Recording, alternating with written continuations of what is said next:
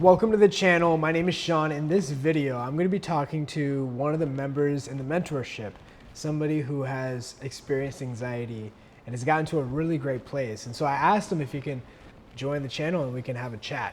So Nico, welcome. Hey man. Welcome to the channel. We did a video recently. The video released like a few weeks ago, but it was a group of people.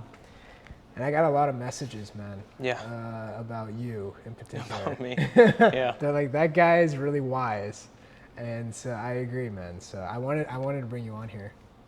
That always, honestly, like that always feels weird when people, I don't know what to do with compliments. But yeah, I think it's like, the people at work that I work with, like, they were talking about how calm I am, and I always find that so strange now. Like, it's really weird to hear people talk about like your calm demeanor when you've spent like years and months like freaking out because you opened up your fridge and thought about existence or something. Like, But yeah, dude, I'm glad that, that people are taking something from it. Yeah. It just tells you that even though you're going through it, you know, we feel like everyone else can see it, and then, you know, they don't. Yeah. So let's get into the very beginning, Nico.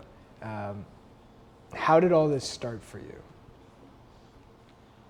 Starting is kind of a weird topic because I feel like for a good amount of people, they kind of have their moment that they had, like they were driving in the car, they had a panic attack, something like that. Like, I don't necessarily recall like the first panic attack that I had. I was just like kind of always like mid-grade anxious and stuff. And I think over time, just like constantly sort of priming myself and priming my nervous system to freak out, like eventually it just kind of like tipped over, and I started having a lot more problems with managing it. It wasn't something where it was just like, oh, I'm nervous today. It was genuine, like, debilitating panic. And it was, at first, I think I was getting like normal kind of like what everybody thinks about when they think about a panic attack and stuff. The grade 1 freaking out is like a panic attack where you have like the heart attack kind of feelings, you know? But then after a while, I started experiencing depersonalization, which is just like, I would say the level 2, like you're at the advanced stage now. But yeah, I started experiencing that pretty frequently, and that one was harder because I think it's like a panic attack when you're experiencing that, it's like, it is genuinely scary, right? Like, but it's scary in a way that's familiar to you. Yeah. It's scary in a way that makes sense because it's like, you're thinking like, oh, what's wrong with my heart? Like, what's happening with my body? But depersonalization is kind of a different animal altogether because it's like, what is happening to my reality? Right. You're kind of like losing the thread between yourself and everyday life. It's like, it's not even like, I don't know. It's very peculiar. I think it's nuanced a little bit different in terms of panic attack versus depersonalization. Yeah. They're like two sides of the same coin. Yeah, and they're different mechanisms too. They're part of the stress response, but yeah, they're like, right. Yeah. Right? You know, the fight or flight, and then there's the freeze response. Yep. So were those two like the most scariest symptoms for you, or what other symptoms were you experiencing? A lot. I was like, so I was talking to a friend about this actually recently, kind of going through, I'm very much so like, the way that I kind of like control my environment is I write a lot. I kind of work through my thoughts and what I'm thinking about, like just on paper or digitally. And one of the things that I did during like my struggles with anxiety was I was writing a list of all of the symptoms. Like, as I had new symptoms, I would write things down just to kind of like see what it is that that I had on there. Yeah. And last time I checked it, it was like over 70 something Really? different Oh, symptoms, man. where it was like, and these are all things that like I can't even think about right now. Or if I were to go down that list at the moment, I would revisit it now and be like, I still have that, but I'm not freaking out about it. Yeah. Because you like, when you start elevating yourself to that level, right? Like you basically put the entire castle on guard. Like you told everybody in the castle to be suspicious of everyone. It's basically like the movie The Thing, where it's Yeah. like it incorporates itself into other people's bodies and you can't really tell like who you can trust. So Yeah. you're constantly paranoid. And so everybody is the enemy. And in this case, everything in your body, all of your symptoms, even if they're normal, you have Right. to be suspicious of. And so you're paying more attention to them. And it's interesting, like revisiting that and looking at it and being like, yeah, I still have some of those things, but I don't care. Yeah. Like it's very peculiar. But I think probably like the abdominal issues were the pretty dominant ones. Yeah. Because that's so tied in to such a basic sense of taking care of yourself. Like one of your primary objectives is eating as a human being to like sustain your life. Yeah. And when you're having problems with that, it causes problems for the whole system. I totally agree. I mean, for me, digestive issues were one of the biggest, and I was like, eating was like, we do that multiple times a day, and so like if I couldn't eat, I really affected my quality of life, and I lost a lot of weight from it. So. Yeah. Did you lose a lot of weight? Yeah. No, it's like it's the end of May right now, so like last year, June, I was 117 pounds. That was all weight that I had lost from stressing out. And right now I'm sitting at like 150. And I remember that there was a time where you had told me, you're like, there's going to be a point in time where you're able to like gain back that weight and you're going to wish that you could lose weight the way that you were when you were stressing out. And I was like, that's not going to happen, man. It's not, first off, I'm never going to put this weight back on, but I'm never going to want to be, but yeah, that's where we're at a year later. I was the same. I think I yeah. gained like 45 pounds in a year. How quickly did you gain the weight? Man, I don't know, because there was like a certain point where I sort of stopped paying attention to it, like the weight that I was or wasn't putting on. I was just kind of like, I was just kind of really allowing myself to like answer my body when I needed to, and let it do whatever it is that it needed to do in order to like do its like, I guess, just normal biological functions and be like, hey, you're hungry, eat something. And so I would do that, and because I wasn't stressed, I wasn't getting like the inflammatory responses I was getting before. But yeah, I don't know. I feel like a lot of the weight came back on recently. Yeah, I'm enjoying myself too much, I think. No, I mean, it was good. I mean, I remember I gained my weight like in a year. 45, well, I mean, it was insane because it was just like, wow, I didn't even think I could gain weight that quick. Yep. But I also didn't think I would drop so low. And so you gained the weight. How are the symptoms right now, would you say? They're pretty normal. It's like, it's funny, like I don't, to an extent, I don't even view them as symptoms anymore. It's just like, I just have this weird feeling or that weird feeling every now and again. Like I don't chalk everything up to something that needs to be typed into WebMD anymore. You know, it's like not everything that happens with me, I'm not on high alert with it anymore. It's like, it's kind of that old joke of like, it hurts when I do this. Like, stop doing that. Like it's so. So I don't know. Yeah, it like. I would say like I don't necessarily have symptoms right now. Like it's really just more so like I feel things in my body. Your body changes all of the time. I have better context of that now. So yeah. Dude, I always felt like when I was going through anxiety, I was hypersensitive of every small thing. And then once I started getting better, the symptoms were still there, but it wasn't as annoying. But they were there.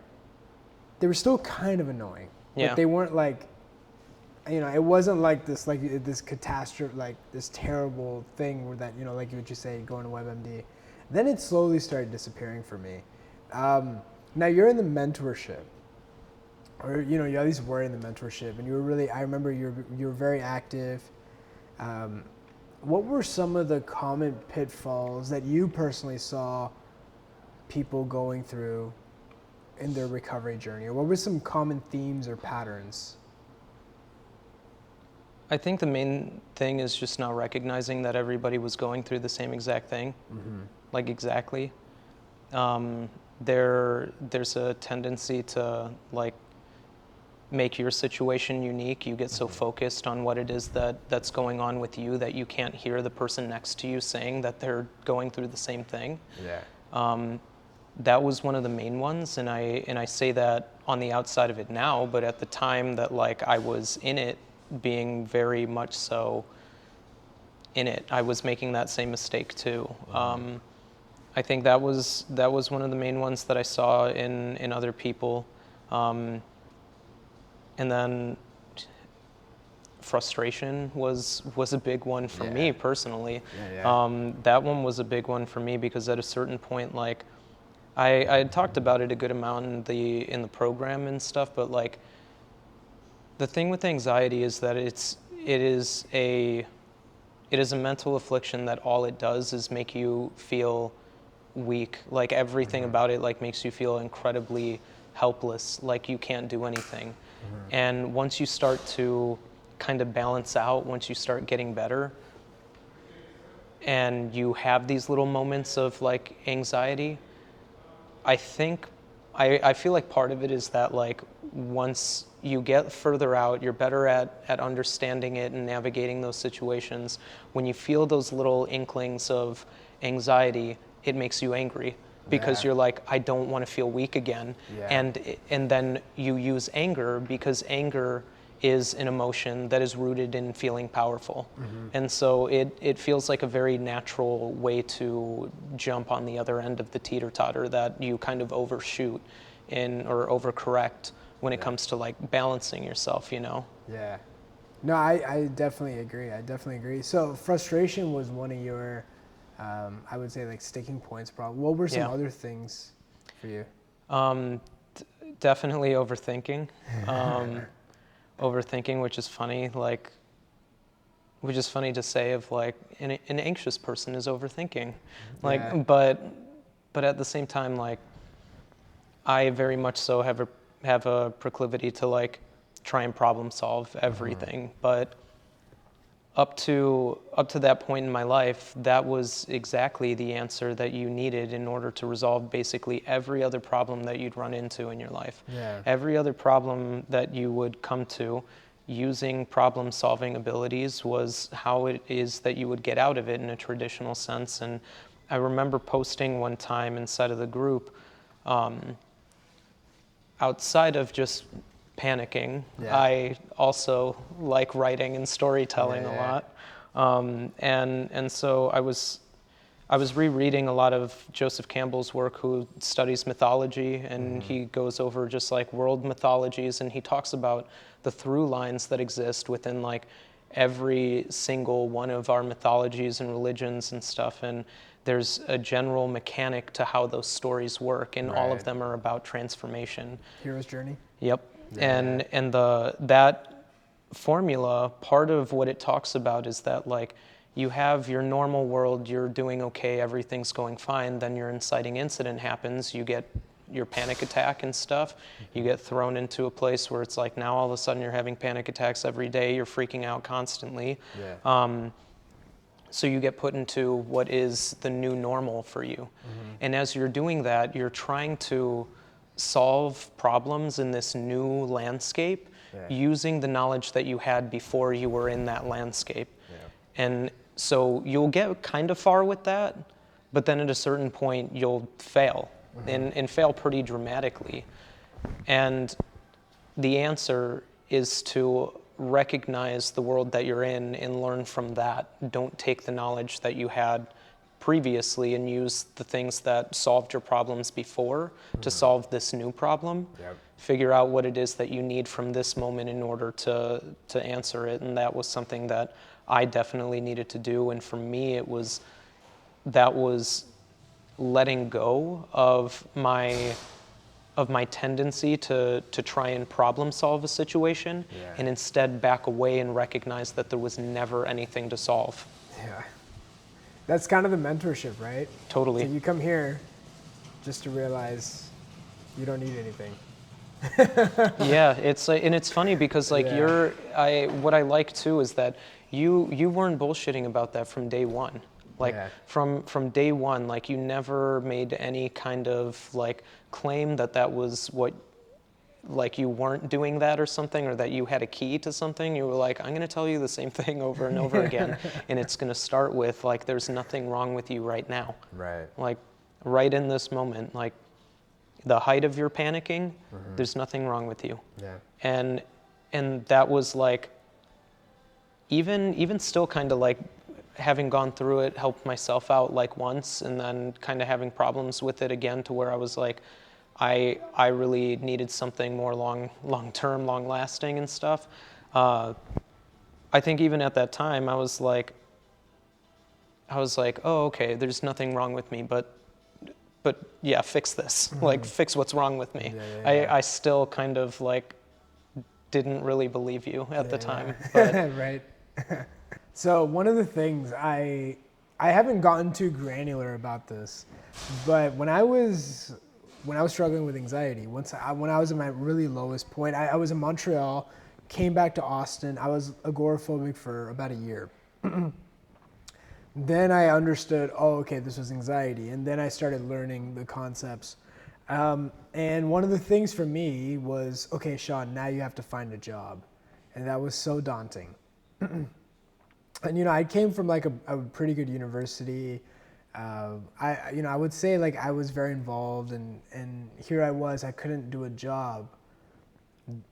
I couldn't go to I couldn't work, and so the first job I had was at Best Buy, and I was doing the most like menial things, like the things no one wanted to do, like just unbox things, like the things that nobody wanted to do, and it was the hardest thing for me. But each day I would just go and I would just do it. And there were times I had panic attacks, and there was times I wanted to run away, but I would stay. And so at this time, I was like, where else do I work? And so I felt like I pretty much, anxiety had taken everything away from me, and I had to start all over again. And so then I decided I was going to apply to Apple. And so so I met Nico actually way before this. I actually met him at Apple. So Nico is somebody I've known for quite some time, even before this mentorship. And we had the same manager, Jaren. Jaren, right? Yeah. Jaren was her name. Yep. And Jaren, this lady, she was a manager. I don't know where she is now. Do you know where she is? Mm-mm. I have no idea. I think corporate at this point. Yeah. Corporate Apple, and Yep. she trusted me. I was trying to find a job, and I was still agoraphobic. I was still having terrible panic attacks. I was still having terrible symptoms, physical symptoms, but I was just like, I'm going to live my life and let them be there. And so I walked into the Apple store, and I was just like, hey, can I speak to your manager? And Jaren comes out, and I was like, Jaren, my name is Shaan. I really like to work here. I work really hard, and and she, for some reason, really liked me. She like gave me a job right there. And the point of all of this was, that's actually when I met you. Mm-hmm. Or actually, I think you came in just a little bit after I started from Chicago. So I was working at the South Austin store. Oh yes, at that Barton time. Creek. I was working at the South Austin store for that time, and then when I came over, you were already there. Yeah. And there was this one time this was a while back, man. But like I wasn't feeling too good, and I needed some assistance. And so I asked for assistance, and it was actually you that came through and helped out. And so I don't know if you noticed at the time, but I was dealing with physical symptoms. I was dealing with anxiety, and I was just trying to like focus on working and going back to living, but there was this one time it was really intense, and I was probably avoiding, to be quite honest with you. And I was like, I need to go to the bathroom. I just need to step away and just like de-stress for a second. And I asked for backup from the manager, and they're like, no worries, Nico's gonna come down. And that was you. And I mean, and like, it's just crazy how that happens. Yeah, it's funny. Like, I mean, we didn't know each other as well as we do now back then, but I definitely wouldn't, even from the interactions that we had, I wouldn't have thought that anything was going on with you or anything like that, which is interesting because like, I don't know how many panic attacks I've had in that same bathroom, because it's like, but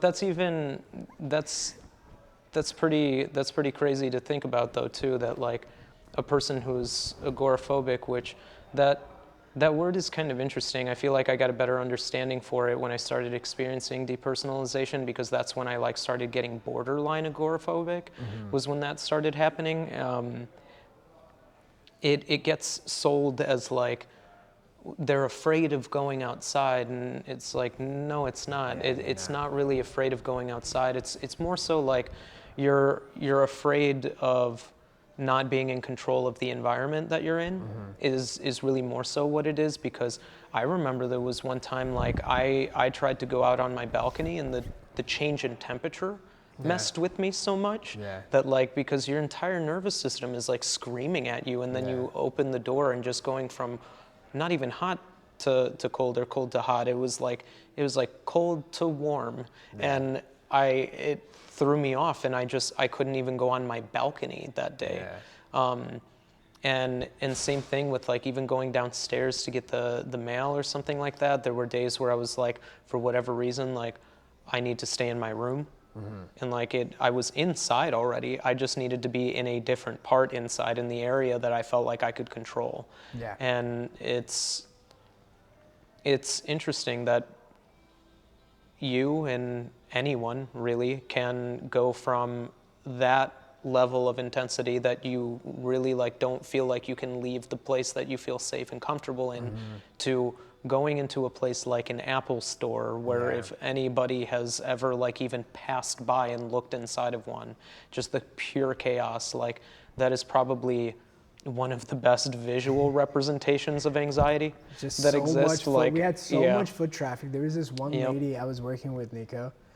She was a customer, and she was like, how do you deal with this store? It's giving me a panic attack. And she was talking figuratively. And in my mind, I'm like, the universe is such a cruel jokester. Like, yo, man, like I'm legit having a panic attack right now. It was like a great arena to get over your agoraphobia. Yeah. It was wild, man. But that's the thing, you have to meet those moments, and that's really what a lot of like the recovery was meeting your specific moments, finding and meeting your standard of strength, because everybody has their own different one. And I think that's another part that's hard about anxiety, is that like it feels like you're not meeting your standard of strength a majority of the time, and it feels like you're failing yourself in so many different ways, and so it's hard. Like I don't know, but you continue to find these little moments, and I think that was another thing that honestly really helped me out, was recognizing that like you need to scale things based on what's happening with you, not what other people are doing. It doesn't matter that there are people that are going and running triathlons and stuff, and doing Spartan races, and going through Hell Week with the Navy SEALs and stuff. Like for you, your Hell Week might literally be like, can I leave my bedroom today? Right. And if you do, you made it through Hell Week. Good job. Like you need to reward yourself for those situations, as opposed to just being like, oh, whatever, anybody can walk out of a door. It's like, but it's not the same thing. It becomes something very different. You know, and I'm curious about your thoughts here, because you're 100% right. And the truth is that looking back at my recovery journey, it was actually the smaller things. It was unboxing like the electronics at Best Buy. It wasn't, ironically, the traveling, where I was traveling domestically or internationally. It was the small things, just being able to just unbox something, just going up to a customer at the time That's actually what I remember. Mm-hmm. That's what I remember being the difficult parts. That was like where I really feel like the confidence came in. Mm-hmm. But you're right. If somebody's like, oh, anybody can do that. And I get it because I feel like I'm a few steps ahead now. And one of the things deeper that I found even more than that, besides the fact that you shouldn't be doing that, which is comparing yourselves to others, is that at the end, you all end up exactly in the same place anyway. My friends during this time were getting consultancy jobs, they were getting into med school, they were going to grad school, and I was like having a tough time working a retail job. And at the end, a few years later, we're all in the same position. We're all doing really well, everyone's really happy. And like at that time, if I could have just told something to old Shaan, which was like, slow down, it's okay. Everything's gonna happen. You don't need to, like, I felt like I was always like at a race against time trying to catch up. I don't know if you ever felt like that or if any of that kind of resonated with you. I feel like when it comes to overcoming anxiety, when it comes to like, I remember one of the times that I was talking to one of the coaches, I was just kind of like, I was talking about how like anxiety, when you're going through the severe portions of it, when you're experiencing severe anxiety, it opens up an opportunity for you to learn how to overcome fear. Yeah. Not deal with it, but in fact overcome it. Because when you deal with fear, when you survive fear, it's really like, how much of the weight can I take? And overcoming it is really more so like, you become familiar with what it is. You become familiar with what it is, and it's like, this can sit here for as long as it needs to. And I'm going to experience it, and I'm going to be fine. Yeah. And like, that was definitely one of the curious ones. And I think those moments I also absolutely found in these very small moments for me. There was one time where it was like, I didn't go running for a while because like the heart rate elevation freaked me out. Like I didn't want to do it. And I went outside this one day, I ran a quarter of a mile or something like that. It was nothing at all. It was like 5 minutes, and I came back and I had never felt better. Yeah. Like I don't think that I've done plenty more like on paper, more impressive workouts since then. But none that I can think of that have been that satisfying. Yeah. Because it was like, there is a small universe that exists in those moments where you get to overcome these really painful things, I think. And it's cool because you get liberated from them like that. And I think it happens by recognizing that like, we are here to meet our own standard of what this life is for us. We're not here to meet other people's standards, which I think sounds similar to what it was that you were kind of seeing for yourself when you were like, all of these friends are going and doing these big jobs, and I can't even like work at Walmart or something, you know? Even though I was making progress. Yep. Even though I was doing it, and it was just a kind of like a reminder of like, okay, I'm doing these things, but how far am I back compared to everybody else? Right. And that was, I was younger too, Yeah. and that's one of the things I think we even try to focus on in the mentorship, which is just focus on moving forward. Just focus on the now. Don't let these things affect you. It's fascinating to me the amount of paradoxes that exist in like, in going through that program and ultimately going through anxiety. It's like, because even with that, it's like the idea is like, focus on your journey, focus on your journey, but at the same time, don't focus on yourself so much, it's like, so it's like, you don't want to focus on yourself so much, but you want to focus on your journey. Yeah.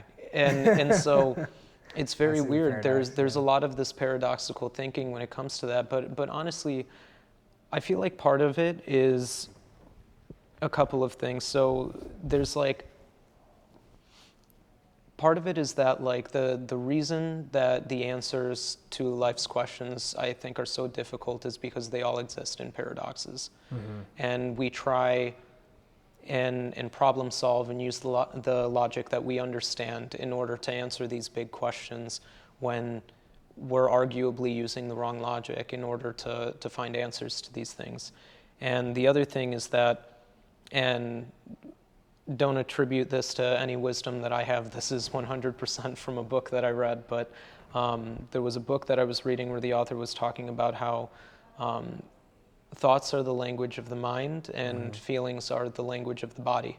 And in a lot of ways, I think we don't understand how to communicate with our body appropriately, in understanding that like some of these things, you don't have to like travel into your past and like resolve your past traumas or anything like that. It's not necessarily that, though do that if you can do it. Yeah. But it's definitely about recognizing that like these feelings that we're feeling in our body, it is, we're sensory beings, and our bodies are trying to communicate something that is not in harmony with how it is that we're feeling. Yeah. And I think in a lot of ways, like not listening to yourself and not listening to your body over years and years and years, I totally blame that on like why it is that I ended up falling into the cycle, is because for years I just kind of like totally walked by those feelings and didn't get to know them intimately and make them familiar, because like I think anxiety and fear specifically becomes an enemy for a lot of people for the same reason that we make enemies of everything. Yeah. We're unfamiliar with it. That's how it works, right? And anxiety is such a visceral response. Everybody has it. Yeah. And it's like if you want somebody to react, instill fear. And there's so many different domains. And see, you even talk about the paradox of, kind of ignoring your body. At the same time, in the beginning stages of recovery, I'm always like, people are like, I feel this. I'm like, cool, let it be there, keep going. And then once you start getting to a certain place, now you're like, oh, okay, so this is what my body's telling me. Yep. Okay. Yeah. And this is the paradox. And when somebody comes up to me, like, how do I recover? Like as if it's like a one-line sentence. It's like, oh, all you I do know is this take a happens sea lot. salt bath Yeah, every day. just, You're fixed. Yeah. Buy this, oil or Yeah. whatever. What kind of other kind of lessons that you learned through this journey? I mean, I think one of them was that you can do healthy things for unhealthy reasons. That was one of the big ones for me, and that any time that you approach something with the intention of it being the answer to all of your problems, it's not going to go well for you. Like, I am a huge fan of meditation. I think meditation is an incredibly powerful and useful tool for humanity. But for a while, I was trying to use it as an answer to anxiety. I was trying to use it as something to fix all of my problems, to fix anxiety, as opposed to recognizing that realistically the way that you would interact with meditation when it comes to anxiety is utilize it to sit there with your anxiety. And I remember when I first really started meditating that I got worse, because Anxiety you're goes sitting up. there quietly with the beast that you refuse to get familiar with. Yeah. And so for that same reason, like, exercising is a great thing, right? But if you come to it because you're like, well, I don't want to be fat because if I'm fat, I'm going to be unlovable and nobody's going to like me or anything like that. And then you start working out for those reasons. That is an unhealthy relationship with that very healthy thing. And that was definitely a big lesson for me, was like, understand the reasons why it is that you're doing things and come to them honestly. Yeah. No, that's exactly it. And we even talk about, Nico, I'm sure you've always heard me say this all the time on the calls, which was intention matters. It's not just about, Shaan, what do I do? It's the intent behind it. And anxiety was the first thing where intention mattered, right? It's like, because I was looking at anxiety the way I'd look at a cold. Well, who cares what my intent is? I just have to sit and take this medicine or do this, do that. Yeah. But with anxiety, it did.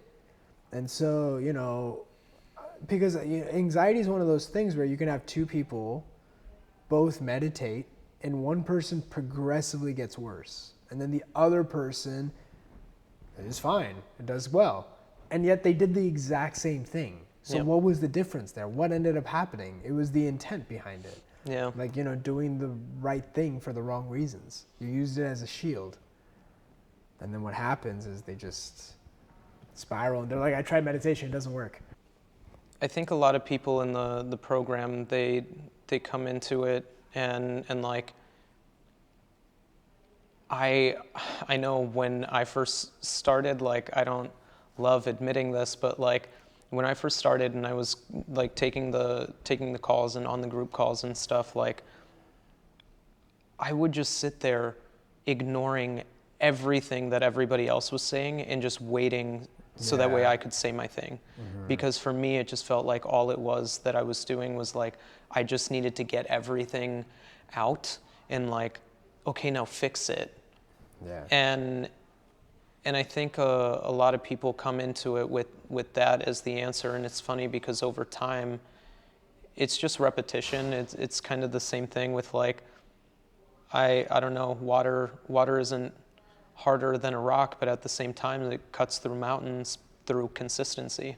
Yep. And like, that's all it was. It was just the consistency of telling a person over and over again that like, I'm not here to fix anything for you. I'm here to like point you towards the direction of understanding that there's never been anything to fix. Yeah, and then that's the paradox, right? And then people is. try to think that way through. Okay, wait, how do you mean there's nothing? And they start thinking about it. And you're right. There's, one of the things I try to cultivate on my calls is, hey, for the people that are listening, ask yourselves, what answer would you give that person? Because you're right, it makes you kind of myopic in that sense. You're just like, all right, I'm just gonna wait for everybody. I'm gonna just, say what I need to say. Yeah, no, I totally get it. I totally get it. I'm always curious about how I would have been if I was in the mentorship. I know it would have been really helpful. I know it would have been exactly what I would have needed, but would I have been like some pain of a client? Probably would have been, to be quite honest with you. I feel like if I were to like look back on it, one of the things that I might have wanted to have like prepared myself for was like that refusal is part of the process. Yeah. Refusing that these things are like, no, it's like they don't know what they're talking about. This is like it's something different. It's something different for me. That doing that is kind of, you are in a weird way on the right path because that's part of the process. Is like you need to get that out so that way you can get over it. And That's so true. yeah, and so I think maybe I would have prepared myself for that a little bit and have told myself as well that like, yeah, this is kind of part of the process. Like, don't be like, self-forgiveness was a huge thing as like going through that too, because again, it feels like in a lot of ways both your body and your mind has betrayed you. That's what it feels like. And I remember early on, one of the things that I had mentioned on one of the calls was that like recovering from anxiety feels like it feels like you're recovering a sense of trust with your body. And that was like, I think very true. It was like learning how to trust your body and your mind again, because it did something that betrayed you, but you don't really have the optics over it to recognize that it was kind of the opposite. Like you betrayed it. It's been giving you signals and telling you different things, and in a lot of ways we kind of ignore them. That is one of the hardest things for anxiety sufferers to get. Because you're right, and that's also why it affects their confidence too, right? Because they feel like their mind and body betrayed them, and then it's so easy to think it's broken. Right. And it's very hard for like people like us to tell them, no, it's always been on your side. This is look, you do what you want. I always say, hold your breath. If you don't want to live, hold your breath. You will collapse because your body says, I don't care, I want to breathe. It will be on your side no matter what you do. It will do everything to keep you alive. Yeah. So, you can treat it badly, you can feed it the wrong stuff. It will do everything it can to keep you alive. It's in your corner. Like, it's always in your corner. But for an anxiety sufferer, that's the hardest thing to accept because they feel betrayed. Yeah. And but that's not really what it is. But like you say, you don't really have the optics for it. Yep. You know, speaking of Apple, I always give the example of you can only connect the dots looking backwards. These kinds of things, once you're in the midst of it, you won't understand, you know, what you're saying Totally. right now. Yeah. So There have been several times that I've said on the calls, and then also to like myself as well, that like when I finish saying a particular thing or giving any kind of advice on whatever, I'm always like, if I was still in it to the extent that this person is, or that like you are, or whatever, like I wouldn't have listened to me. I would not have listened to myself in that time. But keep it in the back of your head. Remember it. Like, have it sitting there so that way when you connect the dots for yourself, then that little piece is going to be there. Because I feel like for everybody, there is not... What's hard with this is that, like, there isn't a specific roadmap for each individual person, because everybody's gone through their things, had their traumas, like dealt with life in whatever way it is that they've dealt with life, and they've overcome different things in their personal histories, and because of that, they're connecting very different dots than a lot of people, and so they kind of need like a general direction, like go this way, but where they end up is not always the same. Like everybody gets to a form of recovery, but they end up in a different village. You know what I mean? Like everybody ends up like in the village that they're supposed to be in. right. Yep. Yeah. No, I get that. And it's just one of those things where as people just go step by step, I mean, you just uncover different things along the journey too, right? Yeah. And you know, I always think about it as like, man, like if I make this content, or if I say something on the call and there's somebody that's at a different stage of recovery, how it would be the total opposite thing to do. Yeah. You know what I mean? Yep. But like as you're guiding people step by step, it's just like, yeah, they just kind of go through their journey and just you know, get where they need to be, I guess. So. Yep. So Nico, is there any sort of advice or any sort of, just advice that you would give somebody who's really going through the thick anxiety, where they're really having a tough time, where they feel like they're the only people going through it? What kind of feedback would you give them? To the best of your ability, default to what connects you to other people, not what separates you. I think that was a big problem on my end, was that like, I think what it is that when you're very anxious, kind of like what I was saying earlier, like you have the whole security system on alarm. Everything is the enemy. And in a lot of ways, the way that plays out externally is that when people come up to you and they say like, oh man, I'm sorry, that's a hard time. Like, I felt anxious before too. You go, not like this. It's always different. And so you take that opportunity to remove a strand of connection with another person. And ultimately, that is a huge thing that I think gets people to a place of recovery is their sense of connectedness with one another. And I think it's important to recognize that, and again, recognize that at first you're not going to do it perfect. Right. You're not going to be in a good default mode in order to do that, but try and build the habit, because that's what it is. It's just consistency again. You have to like try and see yourself in other people. It doesn't mean disregard the way that you're feeling, except the fact that you feel bad right now, but a person is trying to reach to you. And over time, I genuinely think that's one of the biggest things that helps out with getting out of that is connecting with other people, because like that was in a lot of ways, like every person in that program, and then since, as you continue to broaden your circle after you start getting better, has some key to getting through the doors on your journey. Like it exists inside of each person. So the better you're able to connect with them, you'll understand what it is that they specifically are teaching you to get through this part or that part of your journey. Yeah. And yeah, man, like The answer exists in other people. That's why I think it works well that you have this program where it's a group setting and stuff. Like, you heal together. And that's always been the answer. We are tribal animals. That's how we are hardwired. Yeah. No, that's exactly it. I wanted to ask one last question before we wrap up. I've not always felt, but recently I've been feeling like, looking back, and I feel that to a certain degree, we're kind of set up to develop this.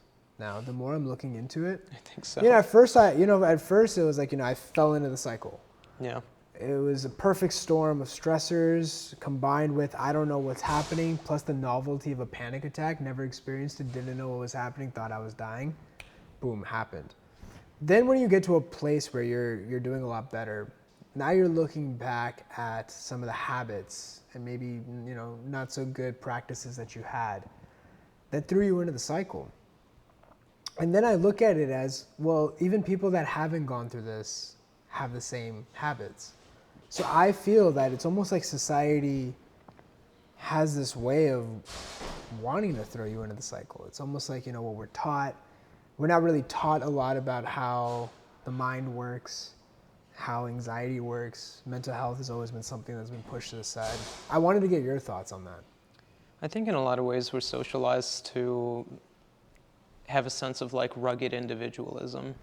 It's a pretty it's a pretty consistent theme, and I think it's more Western mentality, but I think overall like that's kind of starting to dominate a lot of society, is this idea of rugged individualism. And don't get me wrong, like I am a huge fan of personal responsibility.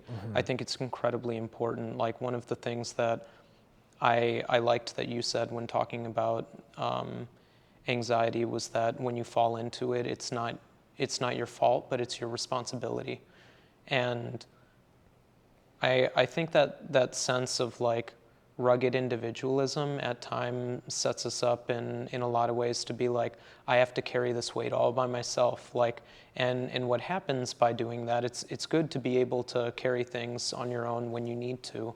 But what happens when you do that consistently is that like you end up feeling like you always have to be looking over your shoulder because you're the only person looking out for you. And in a lot of ways that primes your mind, so that way it's like, who's behind me? Who's behind me? What do I do next? What are my next steps? I have to protect myself. You're constantly thinking in this protective mode. And when you're doing that, it seems innocuous at the time, and it seems like it doesn't connect to how your nervous system is understanding itself, but you're sending all of those same signals to your brain. Like you're using your brain to send all of those signals to your body and throughout your nervous system, that it's like we are constantly protecting ourselves. And so what does it do? It goes into the protective mechanisms of our brain, fight, flight, or freeze. And that's incredibly damaging in the long term. Like it's incredibly damaging in the long term to do that. And so I think that there are societal implications for sure. I think just like kind of as a side note, I think it's also important, like the concept of faith that you had talked about before. I think that was also one of the important realizations for me that I don't feel I was fully capturing. And this isn't religious faith, though if that's in your practice, like go for it. But this is just the idea, the way that you had framed it. I really liked that you were saying that faith is really just more so the belief that regardless of what happens, everything's going to be okay. Yeah. I think that is an incredibly important realization for a lot of people, because like that I know was not the case for me in my thinking. And I think it really informed like why it is that I was freaking out about every single thing that was happening in my body, because as soon as like something funny was happening, I was like, this is going to be real bad. As opposed to being like, whatever it is, it'll be fine. Like we'll figure it out. Yeah, and that's one of those things, right? It can't just be a saying. Like you have to live it, embody it. And so for that sure. was the thing. I mean, that got me out of agoraphobia, which was like, okay, If something does happen, we'll figure it out then, but we're still gonna go. Yeah. You know, and that was, okay, I have faith that everything's gonna be okay. And if something happens, we'll figure it out. And even if something does go wrong, it's okay. You know, and that was a huge part. And I agree with the societal thing, that doesn't diminish personal responsibility of, you know, this is where No, you're it at. just Yeah. like, it gives you the space to fail. Both of those things like give Yeah. you the space to fail, because you need to, again, that's part of the process. You need to mess up Yeah. on the way. You have to. Otherwise you won't succeed. It's funny. Like another paradox, like you have to fail in order to succeed. That's a Yep. huge part, by the way. Yeah? A lot of Yeah. people think, oh, I failed or I succeeded. It's like, It's no. like, no, you didn't. You're still on the ride. Like, you're In not order off to yet. succeed, you need to fail. Like, Yeah. you have to fail. Like, that you have to make mistakes.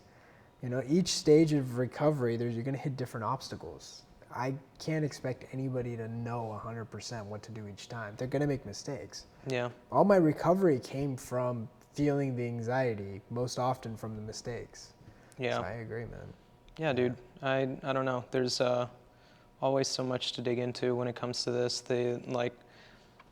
I don't know when specifically this will make it out, if it will be in the same month that we're in right now, but if it does, it's technically Mental Health Awareness Month, which is like, that's cool, but we've talked about this idea before that like mental health awareness is important. I think it's very encouraging that we're entering a more empathetic stage in our society, that people are wanting to understand these things a bit better, but also understanding that that isn't where it stops. Like, it doesn't stop at awareness.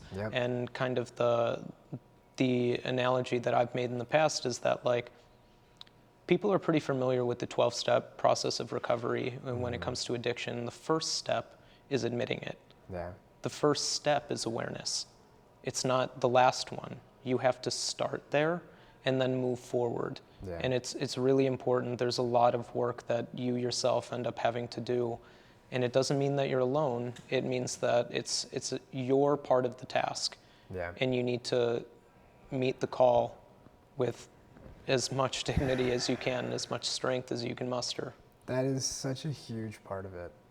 Because, you know, you're right, awareness in itself isn't alone. And in fact, if you only have awareness about it, that can lead to victim mentality. For sure, which is just like, it hurts you more than anybody else.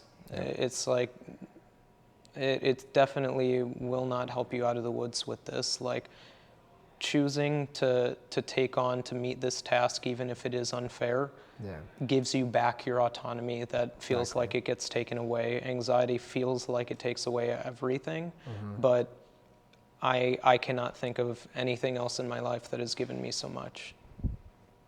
Well said. So we'll go ahead and end it here. I'll see you guys in the next video.